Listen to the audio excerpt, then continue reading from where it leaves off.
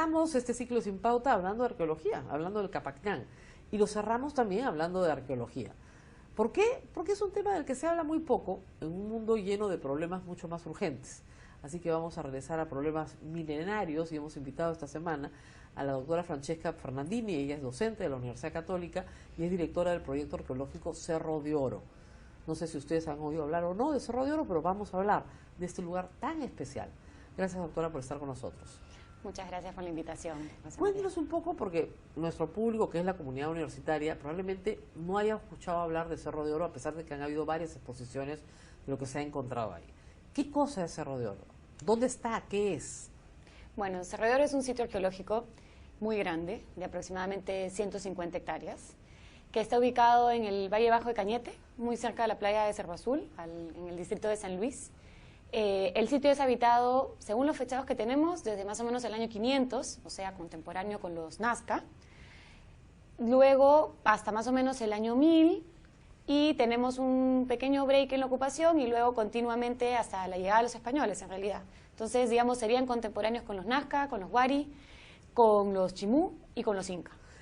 Esta formación de 150 hectáreas efectivamente es un cerro rodeado de valle. Las ocupaciones han sido sucesivas, unas sobre otras, y se ha ido construyendo una sobre otra.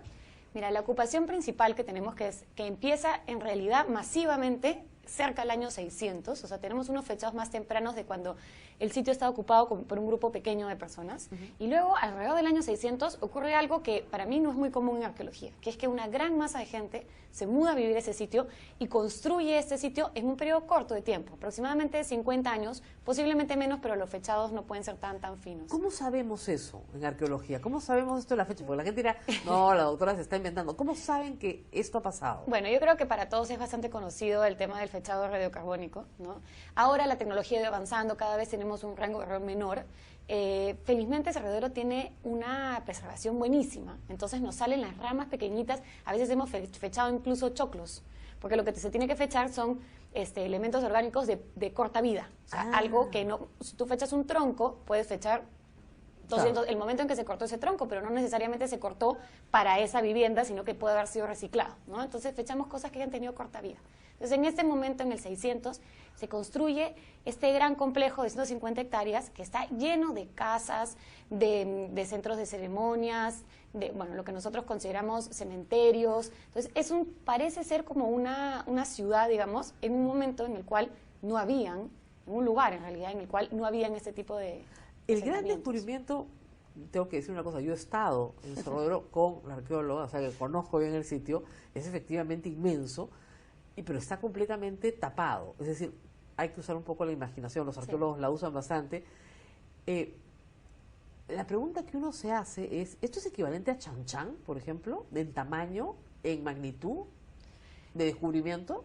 Sí, o sea, bueno, son definitivamente, para un arqueólogo, ¿no? Cada sitio es muy especial y tiene sus propias tradiciones culturales, pero en el tipo de, por ejemplo, arquitectura de adobe, es diferente, pero definitivamente en dimensiones y en tamaño puede ser bastante similar, ¿no? Entonces, para nosotros es un gran reto porque el hecho de que esté tan bien preservado nos da a nosotros una oportunidad de no solamente dejarlo en imaginación, sino de empezar además a hacer cosas que puedan preservar el sitio y que lo puedan enseñar para que el resto de gente pueda ver lo que los arqueólogos vemos cuando llegamos a ese sitio, ¿no? Ahora, es un sitio interesante porque hubo una excavación hace muchísimos años, ¿no es cierto? ¿La excavación de quién fue? ¿Julio Cetello? En realidad han habido varias excavaciones, pero siempre a escala chica, ¿no? ¿Ya? Tenemos a Tello en el 25, a la misma vez tenemos a Alfred Kreger, que fue uno de los primeros antropólogos que vino a trabajar acá al Perú.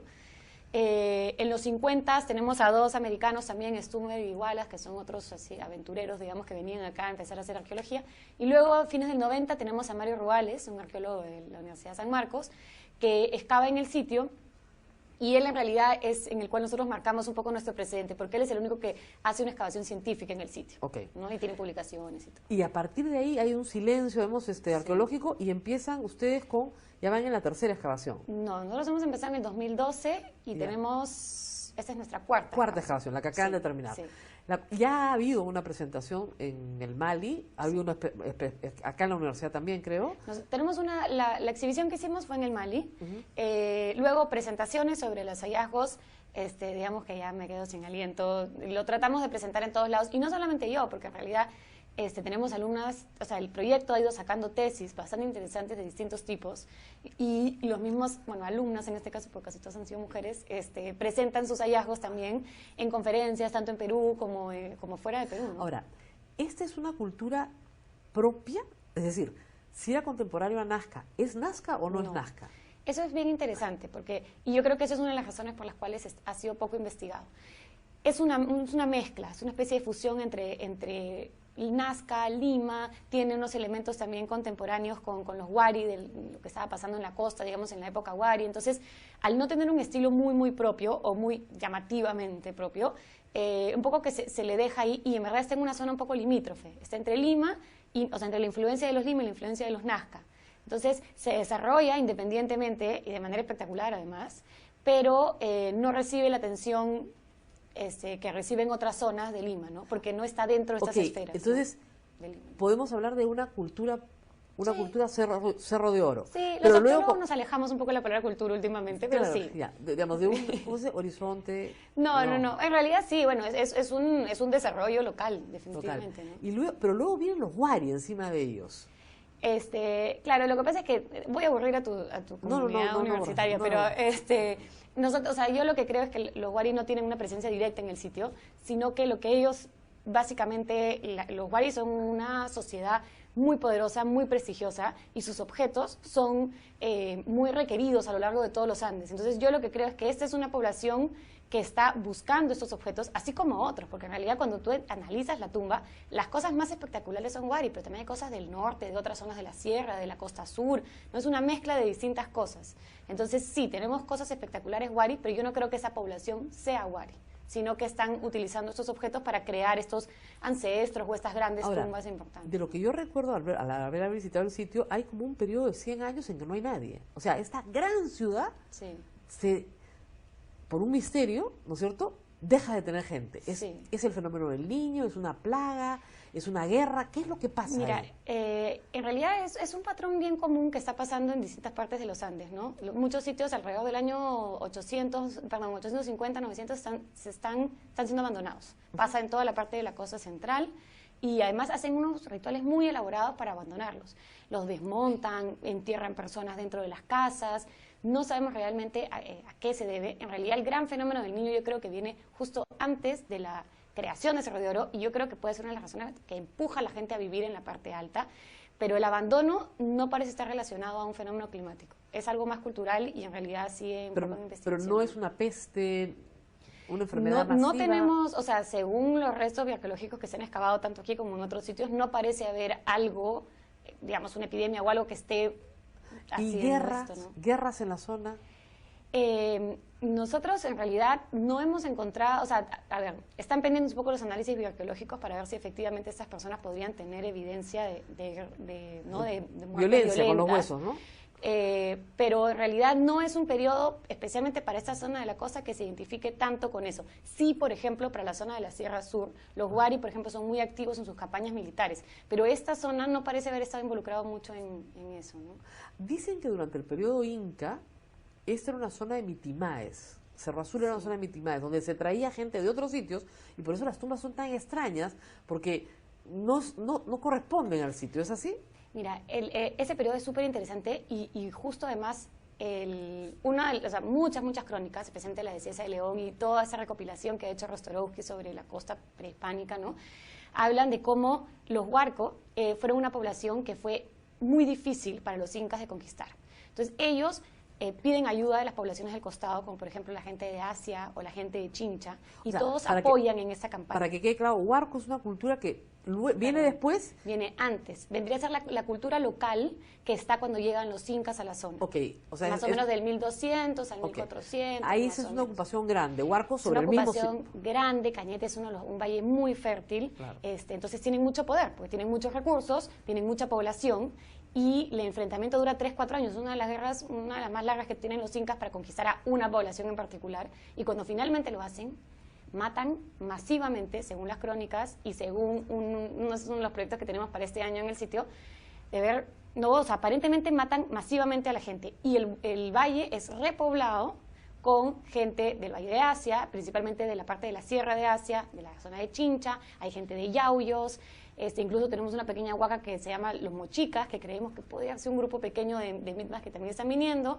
Entonces, justo conversando con el lingüista Serrón Palomino, él me contaba que, o sea, viendo un plano de los nombres de los sitios, que había mucha mezcla de lenguas, por ejemplo, en el nombre de los sitios. Entonces, eso sería justamente una evidencia de lo que tú estás diciendo, mucha presencia de Mi'kmaq en este periodo tardío, porque los nombres de los sitios del último periodo son los que han trascendido hasta esta época, ¿no? Claro. Ahora, Huarco, ¿qué características tiene eso como cultura? Yo sé que la palabra no les gusta, pero porque no es un nombre muy conocido. Cuando uno dice Paracas, dice Nazca, dice Mochica, Chimú, pero Huarco... Es que para este momento, que es justo antes de la llegada de los incas, lo que tenemos son una serie de señoríos, ¿no?, que están esparcidos a lo largo de, en realidad, de casi todos los Andes, pero principalmente en la zona de la costa central y la costa sur. Tienes la señoría de los Ichma, por ejemplo, ¿no? Y el señorío Huarco parece que era muy grande y abarcaba hasta la zona de Asia, Mala, incluso hablan de Xochilca, ¿no? Y que estaba aparte dirigido por un mismo curaca.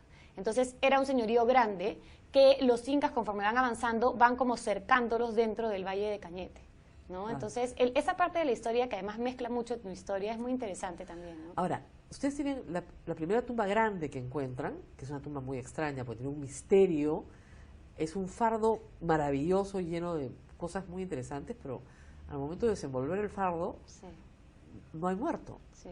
Es como un CSI, pero, o sea, está todo, pero no está el muerto. ¿Cómo explican eso? Mira, es un misterio. A ver, regresemos. Esa tumba de la que tú estás hablando es una tumba del periodo Wari, ¿no? Los fechados que tenemos son más o menos 900, 950.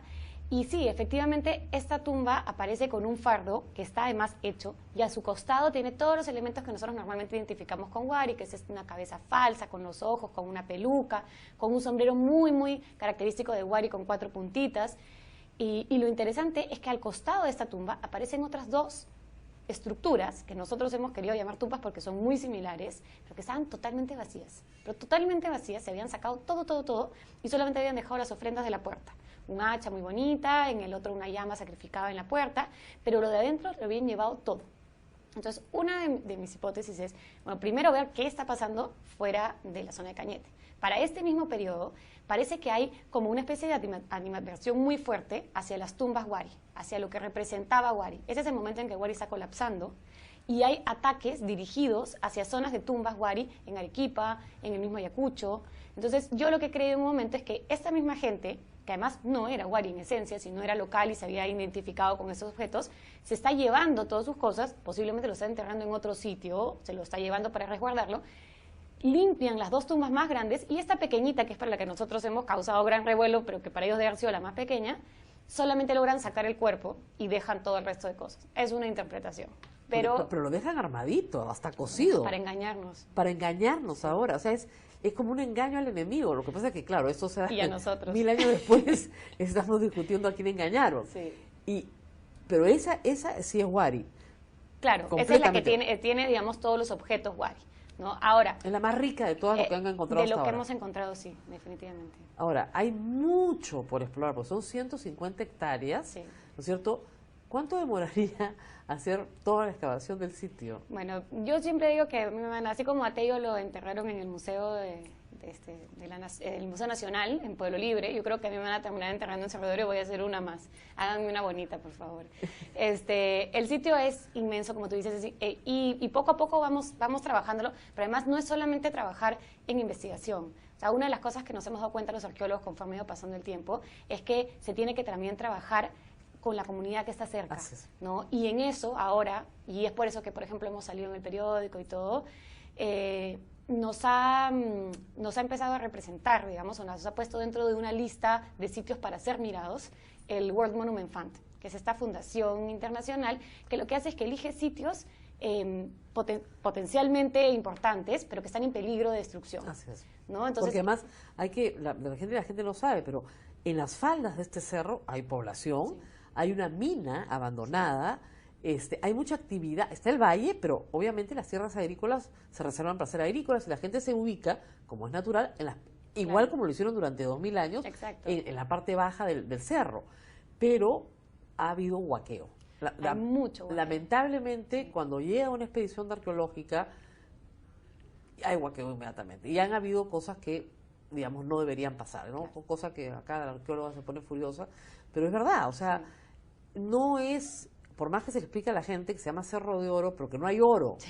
La gente cree que sacan cosas de oro. El oro está en la mina. El oro está en la mina, pero estaba antiguamente, porque ahora no hay nada, pero no hay grandes objetos de oro, ¿no? Exacto. Entonces, meter una lámpara y hacer un hueco destruye toda la historia del lugar. Destruye mucho más de lo que gana. Esas personas que están sacando los huacos realmente no están vendiéndolos en un mercado, pues, no estamos, esto no es el señor de Zipán. Esto, el valor del Cerro de Oro está mucho más en su arquitectura que en sus objetos. Entonces, ellos meten su lámpara y destruyen los adobes, destruyen la arquitectura, los muros, y la gran pérdida está ahí, ¿no? Entonces, nuestros grandes problemas son huaqueo y también la invasión de terrenos que, como tú dices, nos va carcomiendo desde abajo. Porque una cosa es, por ejemplo, la población que vive ahí hace 60 años, que ellos saben perfectamente que se van a mudar y que estamos trabajando con el alcalde para ver de reubicarlos. Y otra cosa son los oportunistas que vienen ahora recientemente a, por ejemplo, poner todos los corrales de las vacas abajo. Entonces van subiendo, subiendo, subiendo. Y eso es con lo que ahora, por ejemplo, queremos trabajar con el World Monument Fund para ver de tratar de detener esto y también de ver un proyecto paralelo de hacer una puesta en valor en el sitio, porque yo creo que una de las razones por las cuales huaquean el IMAD es porque está abandonado. Una vez que el sitio tenga una cierta institucionalidad, que uno lo pueda visitar, entonces se genera mucho más interés. Yo subí, estaban dos periodistas de Cañete, y les dije, ustedes son de acá, vienen regularmente, ¿no? Y me dijeron, es la primera vez que subimos en nuestra vida. Y ya no puede ser, pues si esto es una maravilla. Y claro, hay que usar un poco la imaginación, pero efectivamente falta un cercado, falta una entrada, falta un trabajo que el Ministerio de Cultura, ojalá nos escuche, debería invertir por lo menos en la protección del sitio, en tanto se realizan los trabajos. Pero el cercado y una entrada más o menos oficial, digamos, sería lo lógico. Ahora uno sube, como subía a la Huaga Pugliana cuando yo era chica, ¿no? En bicicleta, ¿no? Pero en realidad ahí hay un trabajo por hacer. Ese le toca al Ministerio de Cultura en realidad. En realidad sí, pero como tú bien sabes, el Ministerio de Cultura no tiene un presupuesto tampoco muy grande. Para acercar 150 hectáreas además. Exacto. Entonces nosotros, la verdad es que yo he tocado todas las puertas que se pueden tocar y yo sé que, claro, cuando yo toco la puerta con ese sitio que nadie conoce, es mucho más difícil. Pero ahora que, por ejemplo, estamos en esta fundación del World Monument Fund, estamos teniendo un poco mucho más difusión mediática. Este programa. Exacto. Periódico en general. Eso me va a ayudar a mí para tener una carta más fuerte que presentar al gobierno regional, con el cual, por ejemplo, hemos tenido muchas conversaciones y siempre se han mostrado dispuestos. Pero claro, por ejemplo, ¿no? Íbamos a empezar algo a comienzos de año, vino un niño costero. Y claro, yo no me voy a poner por encima de las necesidades de personas que están inundadas. Entonces, yo espero pacientemente, pero yo sé que va a llegar, ¿no? Lo bueno es que no se va a ir a ninguna parte. No, pero bueno, parte de él sí. Ahora, por ejemplo, algo que estamos tratando de sacar adelante es un proyecto en conjunto entre la Universidad Católica y la UTEC, para, por ejemplo, yo representando a la Católica y la UTEC en su parte de ingeniería, pero dirigida, por ejemplo, a la conservación del adobe, para poder dejar partes expuestas, pero que no se malogren con el clima, ¿no? Con las sales, etc. Lógico. Bueno, a todos los que no lo han visitado, pues vayan, queda en San Luis. Todavía no. Todavía no. Pero algún día, si tienen la oportunidad de visitarlo, cuando ya esté puesto en valor para ser visitado, pues vale la pena. Y los objetos que se expusieron en la investigación en el Mali están guardados aquí en la Universidad Católica, ¿no? No, los de exhibición ya han sido devueltos al Ministerio. Al Ministerio de Cultura. Están hay 6 que siguen en exhibición en el Mali que pronto también van a ser devueltos y estamos trabajando con el Museo de Pachacamac para ver si por lo menos esos 6 pueden pasar a ser exhibidos ahí en algún tiempo cercano, ¿no? Porque ya está todo, están restaurados, están lindos, están todos en su...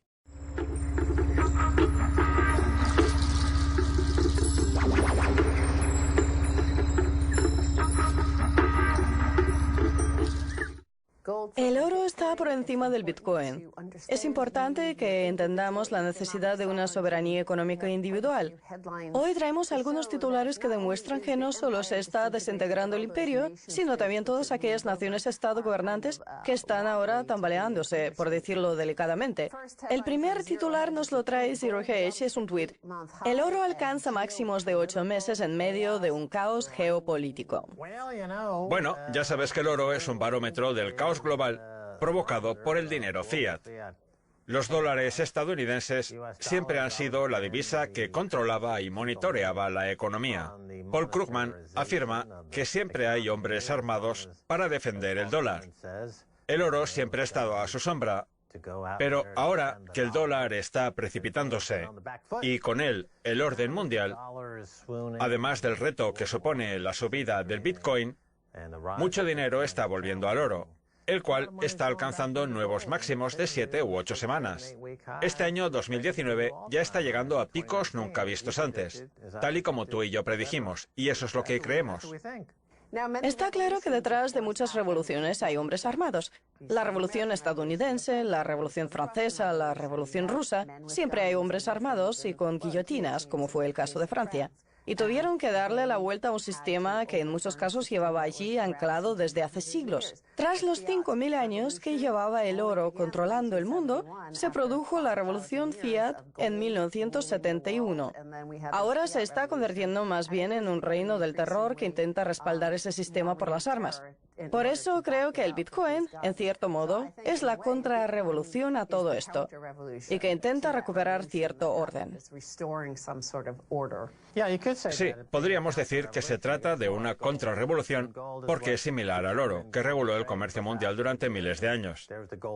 Durante el considerado mayor periodo de crecimiento del mundo moderno, teníamos el patrón oro.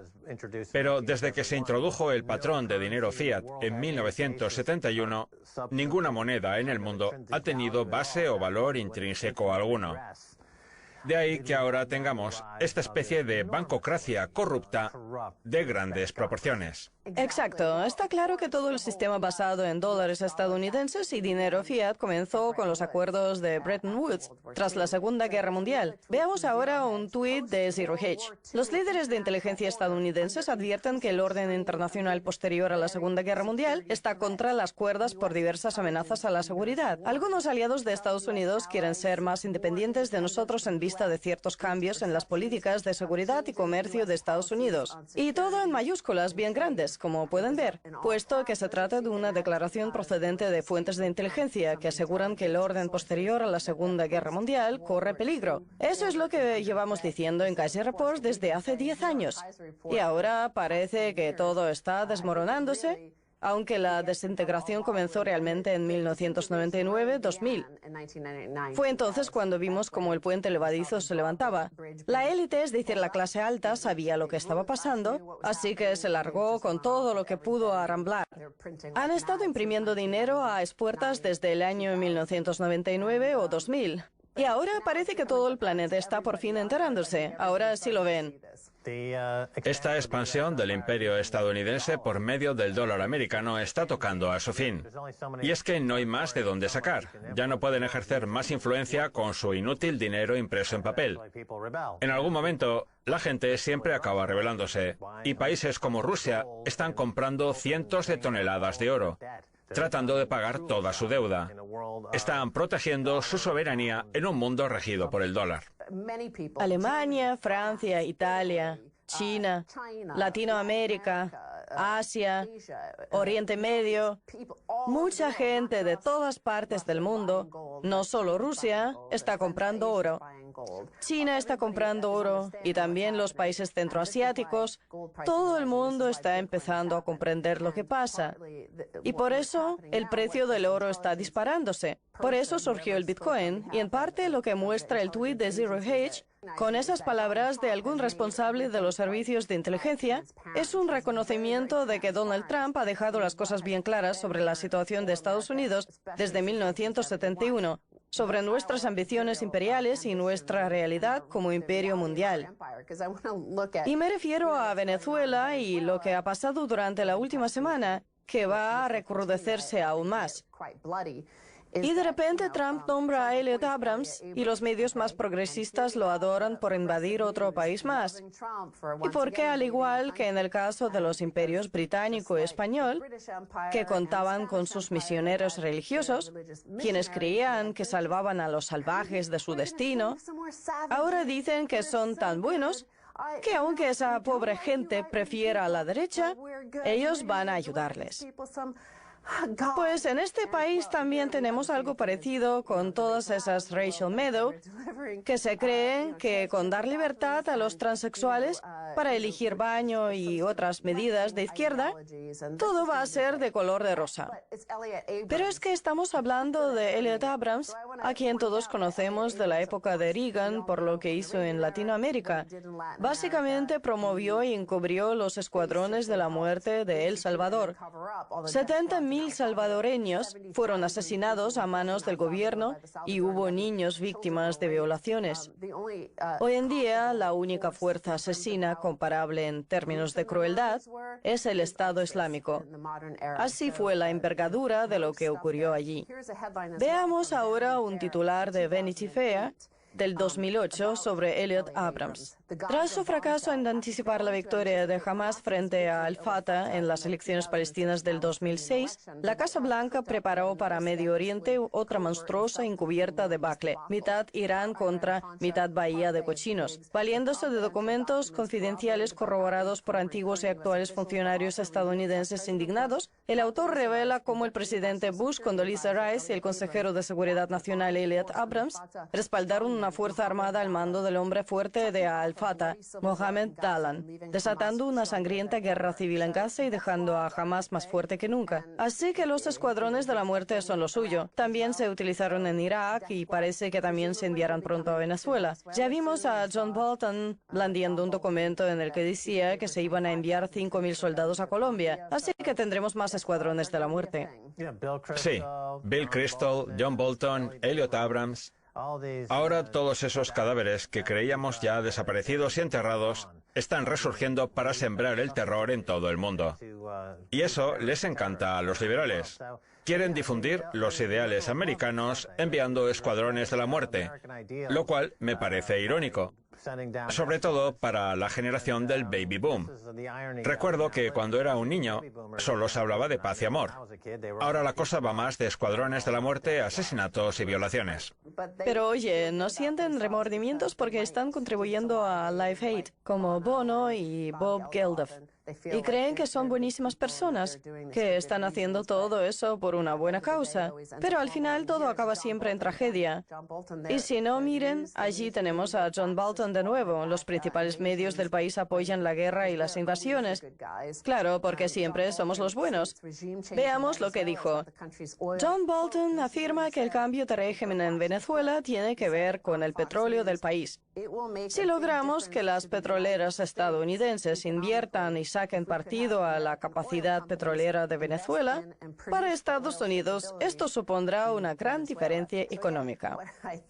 Repito, que yo creo que John Bolton está siendo muy transparente. Nunca ha intentado engañar a nadie ni ser alguien que no es, como todas esas Rachel Maddow que van diciendo por allí lo buenas personas que son. John Bolton ha sido muy directo y ha dicho que quieren el petróleo de Irak y de Venezuela y que por eso están actuando así. Está siendo tan directo que a nuestros supuestos aliados, como los europeos, cada vez les resulta más difícil darnos su apoyo incondicional. Sí, Obama lo ponía bonito. Sí, eso es.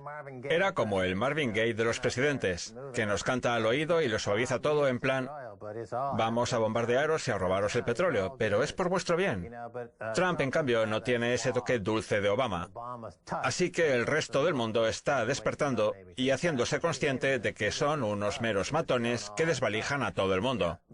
Y hablando de robar petróleo a otros países, quiero hacer una breve mención a Escocia porque tiene mucho petróleo. Y ahora con el Brexit todo es muy confuso. Así que Estados Unidos podría invadir al Reino Unido ahora mismo, aprovechando todo este lío del Brexit y hacerse con el control del petróleo escocés. Yo estoy a favor, más para nosotros.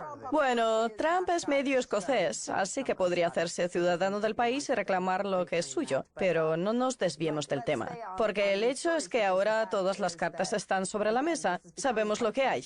Esas guerras comerciales con China, esos arrestos y acusaciones a Huawei por múltiples cargos, incluido el de comercializar con Irán. Ahora se nos plantean estas dos ideologías. Recordemos que durante toda la Guerra Fría, la lucha era entre el comunismo y el capitalismo. Y ahora tenemos dos ideologías comerciales distintas, donde Estados Unidos se posiciona en el bando misionero y humanitario, en el lado progresista y intervencionista. Y luego tienen el más crudo, el de liarse a bombardear a discreción y robarle los bienes a toda esa gente, al estilo clásico de los antiguos imperios, porque así es como se dirigieron los imperios durante cientos de años. Y China adopta una postura totalmente distinta, porque lo único que tienen es la capacidad de comerciar, básicamente porque no son el imperio. Así que se limitan a dar dinero para obtener recursos de otros a cambio de construir carreteras y cerrar acuerdos. Es la única opción que tienen, tal vez más indulgente y satisfactoria.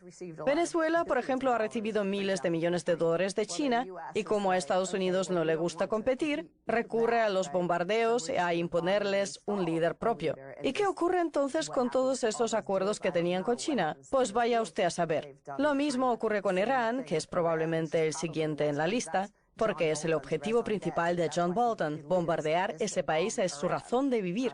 Tenía la esperanza de hacerlo con John McCain, que ya no está en este mundo. Creo que aún tiene muy metido en la cabeza lo de bombardear a Irán.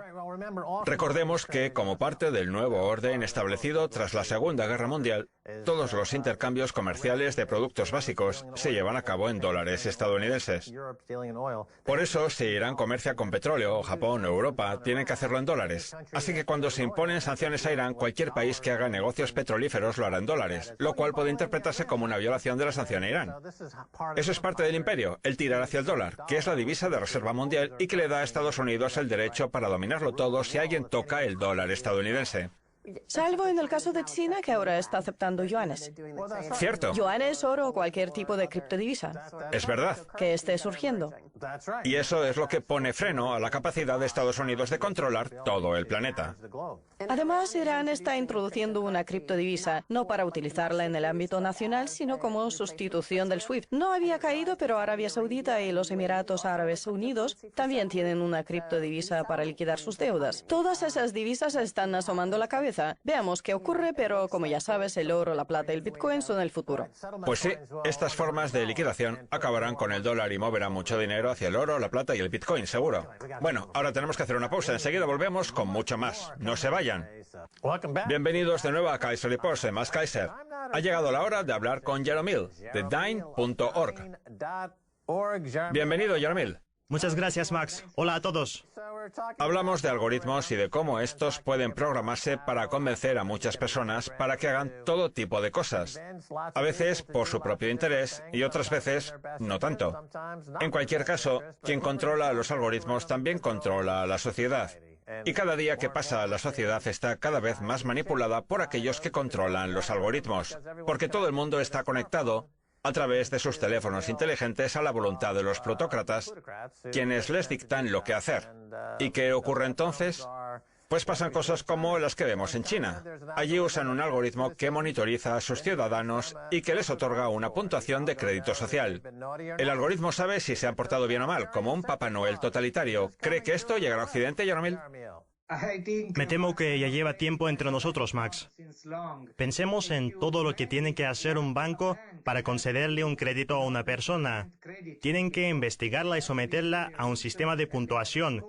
Y lo mismo sucede con las aseguradoras, que tienen un sistema de puntuación de crédito social que gestionan teniendo en cuenta diferentes variables. Y aunque hace años esto lo hacía cada empresa por separado, hoy en día tenemos bases de datos interconectadas que comparten todo tipo de información. Hoy tenemos redes sociales que valoran nuestro grado de atractivo para que una empresa nos contrate o los buenos vecinos que somos.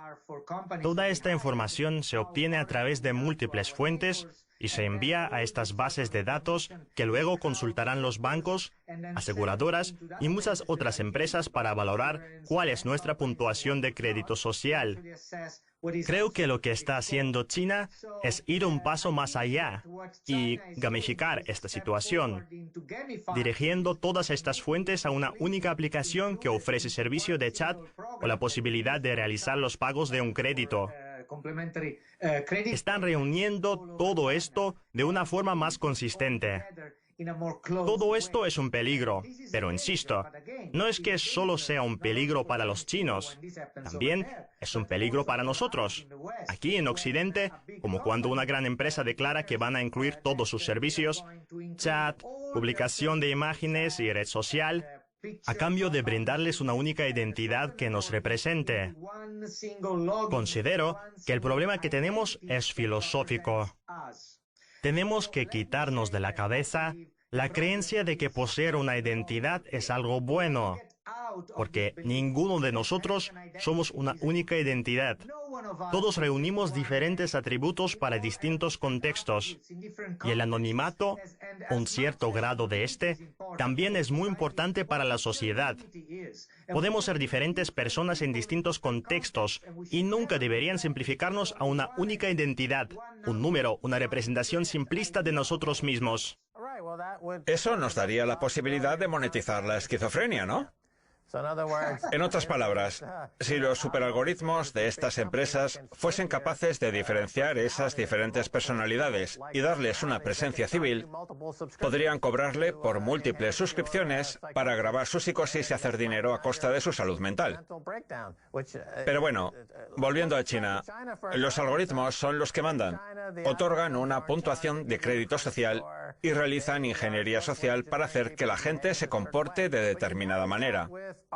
Pero esto hay que maridarlo con la inteligencia artificial. ¿Y eso qué significa? Pues es el aprendizaje de las máquinas, que avanza mucho más rápido que la evolución humana. Si esta inteligencia artificial, los robots, se dan cuenta de que los humanos tienen algún tipo de defecto idiosincrático en su comportamiento, podrían programar máquinas para aprovecharse de ello y hacer que los humanos actuasen en contra de sus intereses de una forma u otra. Usted ha sugerido que tenemos que protegernos mejorando las introducciones de datos, cosa que por supuesto que queremos hacer. Pero, ¿qué pasará en el momento que la inteligencia artificial tome el control? Porque su inteligencia evoluciona a una velocidad que no podemos ni imaginarnos. Dígame, ¿podría decirme que no nos han superado ya como especie de forma total? Es verdad que en este momento China va a la cabeza, pero dentro de muy poco toda la especie va a estar controlada por robots dotados de inteligencia artificial. Bueno, todo depende de dónde tracemos la línea que delimita la gobernabilidad y la reversibilidad de las decisiones que puede tomar una inteligencia artificial. Aunque podamos acelerar el proceso de análisis de una gran cantidad de datos y de generación de soluciones basadas en esta cantidad de datos, del mismo modo que con el aprendizaje profundo, creo que aún falta mucho para igualar la complejidad humana, la esencia que nos hace humanos. Sí, podemos ser muy tontos y atiborrarnos de caramelos o bebidas azucaradas y prefabricadas y pagar por ellas durante toda nuestra vida en lugar de hacerlas por nuestra cuenta.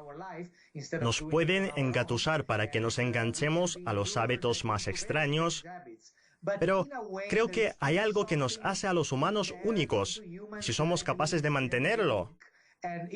Y hablo de leyes y derechos fundamentales. Creo que podremos superar estas situaciones distópicas a las que nos enfrentamos. Me parece que todos nos deberíamos implicar directamente y responder a estos derechos fundamentales, que son la verdadera clave y deben analizarse detenidamente también desde un punto de vista legal, porque dudo mucho que un algoritmo sea capaz de presentarse frente a un tribunal. Aunque bueno, me gustaría mucho ver algo así, sería muy interesante. Pero bueno, la pregunta es esa. ¿Quién respondería en este caso? ¿Los fabricantes? ¿Aquellos que utilizaron el algoritmo? ¿Los programadores e investigadores que diseñaron el algoritmo? Estas preguntas aún buscan una respuesta, una que trazará la línea separadora entre nosotros y una gobernanza total de la inteligencia artificial. Intento ser lo más optimista posible, Max, pero admito que lo que usted dice es cierto. Se nos puede manipular con facilidad. Mucha gente no está acostumbrada a procesar el spam como los nativos digitales que han nacido con Internet. Además, el hecho de que las noticias falsas lleguen a todos los rincones del mundo es otro indicador de que la gente ya no sabe distinguir lo que es real de lo que no, de lo que ha sido sintetizado. De hecho, creo que podemos sintetizar una gran parte del comportamiento humano, como ya se está viendo en la televisión. Creo que se presenta un periodo de gran incertidumbre. Necesitamos ser muy cuidadosos y preservar la privacidad de los seres humanos, a menos que seamos completamente nihilistas. Sí, la verdad es que parece muy optimista. Muy bien, podríamos decir que el Bitcoin es dinero algorítmico minado a través de algoritmos, que esos algoritmos son de código libre y que ofrecen soberanía económica individual. ¿Está de acuerdo? Lo estoy. Siempre he sido un gran admirador del desarrollo del Bitcoin. Pero también creo que fue un experimento al que su propio éxito consumió.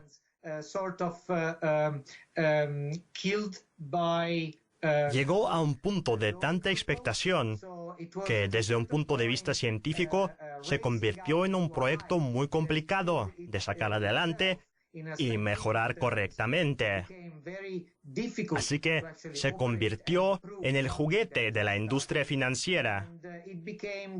Sigo creyendo que es un experimento increíble y muy importante, simplemente por el hecho de que es aceptado y utilizado en todo el mundo, por la aceptación del valor que tiene. Es verdad que ha caído mucho, pero sigue siendo muchísimo mayor que cuando empezó. Es muy interesante. Volviendo al tema de la soberanía algorítmica, creo que lo que pasó en términos de gobernabilidad con los programadores que querían mejorarla, adaptarla, bifurcarla, retocar esta o aquella característica, todo eso demuestra claramente que los algoritmos están en el centro de la discusión política. También demuestra que el Bitcoin, al que mucha gente etiquetó de experimento apolítico, es en cambio muy político, en el sentido de que su diseño es una negociación política. Esto es algo que tenemos que aceptar tal y como es. Tenemos que facilitar un proceso democrático y no solo apropiarnos de él cayendo en el dramatismo con las bifurcaciones, por ejemplo. Creo que a lo largo del tiempo, el experimento del Bitcoin ha demostrado ser un ejemplo interesantísimo de cómo establecer un cierto proceso de desarrollo democrático de un algoritmo. Creo que ha pasado por muy malos momentos y es increíble que siga funcionando. Nadie lo ha arruinado, ni se ha hecho con su control total, aunque algunos mantienen que un cierto número de empresas lo controla o que lo hacen los mineros. Pero bueno, ahí está el proceso de desarrollo, que sigue siendo válido. Jaromil, permítame que le interrumpa. ¿Podría hablarnos del proyecto Ledger en el minuto y medio que nos queda? Sí, Max, muchas gracias. Me gustaría mucho hablarle a los espectadores sobre esto, porque es una oportunidad que estamos lanzando desde DAIN, trabajando junto a la Comisión Europea para diseñar este fondo que se dedicará a subvencionar proyectos centrados en las personas. Lo llamamos el constructor de empresas para tecnologías centradas en las personas. Vamos a aportar hasta 200.000 euros para 16 equipos diferentes sin obtener participación a cambio. Este proyecto, lanzado este mismo año, quiere unir fuerzas con otros proyectos innovadores que también mantengan una perspectiva social y utilicen la cadena de bloques, de forma que establezcan una especie de terreno neutral para la toma de decisiones y que ofrezcan una gobernanza descentralizada y distribuida. Esperamos sinceramente que mucha gente se presente para este proyecto. La web que se lanzó el 1 de febrero es ledgerproject.eu y todavía queda tiempo para presentarse. Estamos muy orgullosos de haber gestionado toda la burocracia y lenguaje institucional que se requiere para montar un fondo como este, diseñado con la esperanza de que también atraiga a toda la gente que ha estado trabajando por su cuenta y a la que tradicionalmente se ha apartado de este tipo de oportunidad de financiación.